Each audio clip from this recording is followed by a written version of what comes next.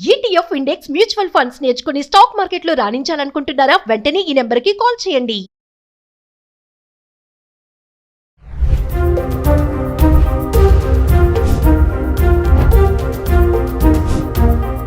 Hi hello నమస్తే, welcome back to Suman TV. ప్రస్తుతం మనతో పాటు ఉన్నారు centre for human security studies founder and executive director Kanneganti Ramesh Babu గారు.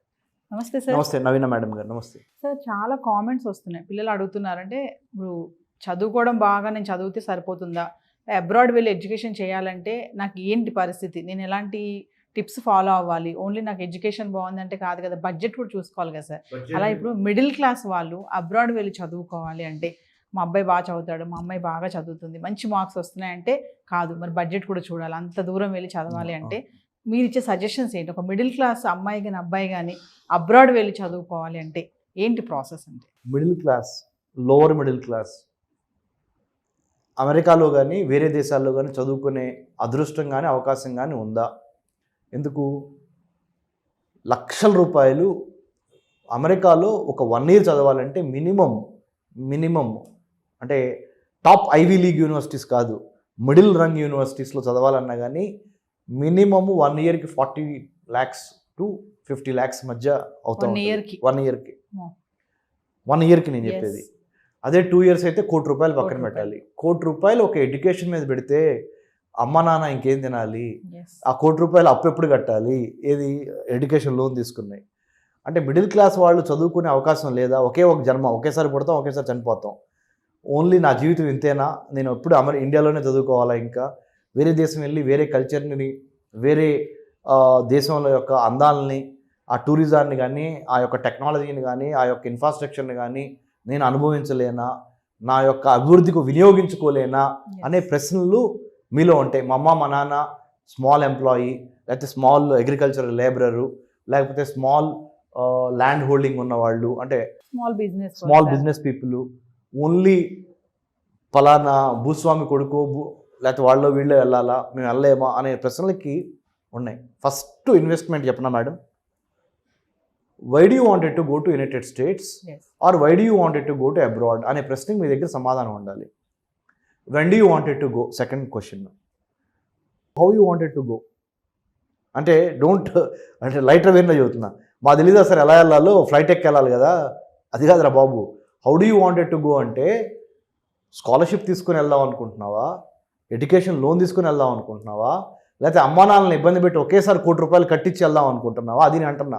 How do you wanted to go అంటే why do you wanted to go to United States first question, or any other country to study, to get a higher education degree.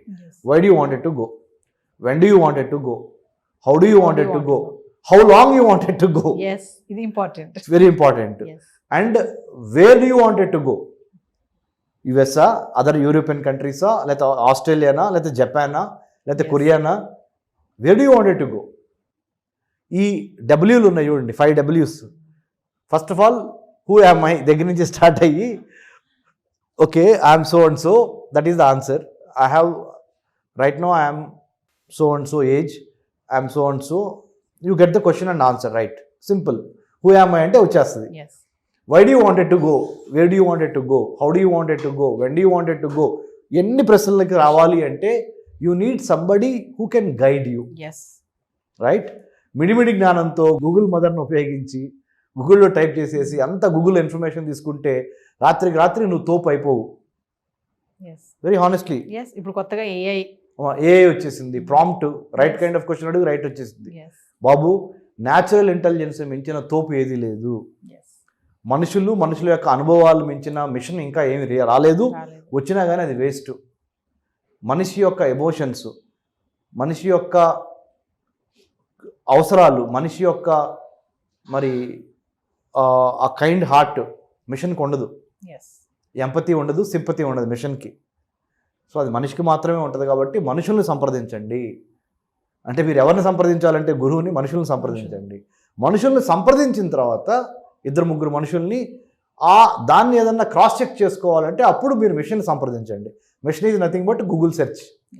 Are ఇది what I'm trying to say is ఇది. Middle class వాళ్ళు, lower middle class వాళ్ళు higher education కోసము abroad వెళ్దాం అనుకుంటే ఉన్న మార్గాలు ఏంటి? what are the ways and means to study abroad, United States plus any other European country, what are the ways and means అంటే ఏ దారులు ఉన్నాయి, రహదారి ఏమన్నా ఉందా వేయాలా ఎస్ అంటే ఉన్నాయి, చెప్తాను. United States India Education foundation,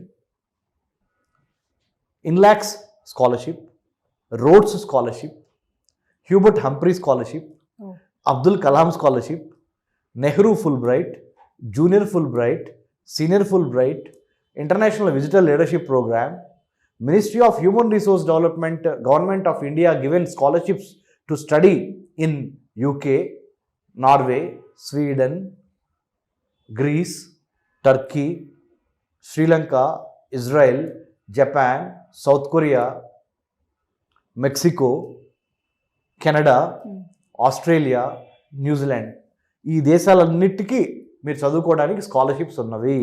okay, scholarships ఉన్నదని మీకు ఎవరికి తెలియదు.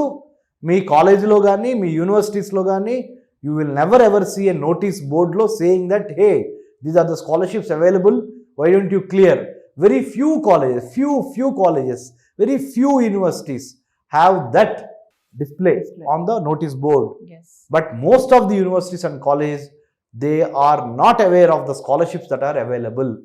మరి మీకు ఎలా తెలుసు సార్? డాక్టర్ రమేష్ కన్నగంటి మీకు ఎలా తెలుసు?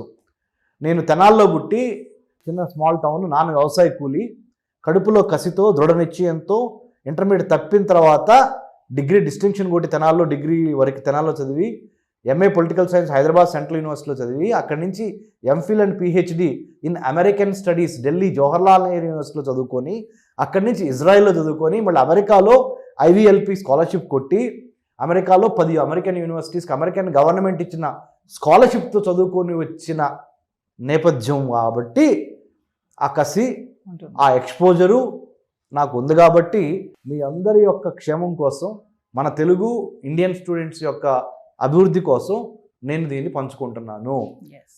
నెక్స్ట్ స్కాలర్షిప్స్ చెప్పారు సార్, బాగుంది డాక్టర్ రమేష్ కన్నగంటి గారు. మరి ఎలా స్కాలర్షిప్ సాధించాలి? మా అబ్బాయి మా అమ్మాయి లోన్ తీసుకోవాలా? ఎడ్యుకేషన్ లోన్ తీసుకోవద్దండి, మునిగిపోతారు. దయచేసి ఎడ్యుకేషన్ లోన్ తీసుకోవద్దు. ట్రంప్ ప్రెసిడెంట్గా ఉన్న నాళ్ళు ఎడ్యుకేషన్ లోన్ తీసుకొని మీ అబ్బాయిని మీ అమ్మాయిని అమెరికా పంపించే ఆలోచన ఉంటే దయచేసి విరమించుకోండి. లేదా you are digging your own grave, మీ సమాధిని, మీ గొయ్యిని మీరు తవ్వుకుంటున్నారు. ఆ పని చేయొద్దు. Don't take education loan right now. So what should I do? ఏం చేయాలి చెప్పనా? ఇప్పుడు చెప్పిన స్కాలర్షిప్స్ని మనసా వాచా కర్మేణ, by hook or by crook ఎలా అయినా సాధించాలి అనే పట్టుదలతో, ఫైర్ ఇన్ ద బెల్లి, కడుపులో కసితో, మీ ఇంటెంటు, మీ కంటెంట్, మీ క్యారెక్టర్ కరెక్ట్గా అలైన్మెంట్లో తీసుకొచ్చి ఆ స్కాలర్షిప్ ఇంటర్వ్యూలను ఎట్లా క్లియర్ చేయాలి, స్టేట్మెంట్ ఆఫ్ పర్పస్ ఎట్లా రాయాలి, వీసా ఆఫీసర్తో ఎట్లా మాట్లాడాలి. వీసా ఆఫీసర్తో మాట్లాడటం it's an art and science. Visa officer యొక్క స్టాంపింగ్ మీదే మీ జీవితం ఆధారపడి ఉంటుంది. ప్యాక్ చేసుకొని వెనక్కి వస్తారా ఇంటికి, లేదా ప్యాక్ చేసుకొని వేరే కంట్రీ వెళ్తారా అనేది ఆ 1 minute వీసా ఆఫీసర్ మిమ్మల్ని చూసి స్కాన్ చేసేసి చెప్పేస్తాడు. Yes or rejected, accepted or rejected. దాంతో మీ జీవితం ఆధారపడి ఉంటుంది. సో అంత పెద్ద ఇంపార్టెంట్ ఇంటర్వ్యూని ఎట్లా ఫేస్ చేయాలి? ఏమైనా డౌట్స్ ఉన్నాయా? నెక్స్ట్ ఎపిసోడ్ నేను తప్పకుండా చెప్తా. Thank you sir. Thank you.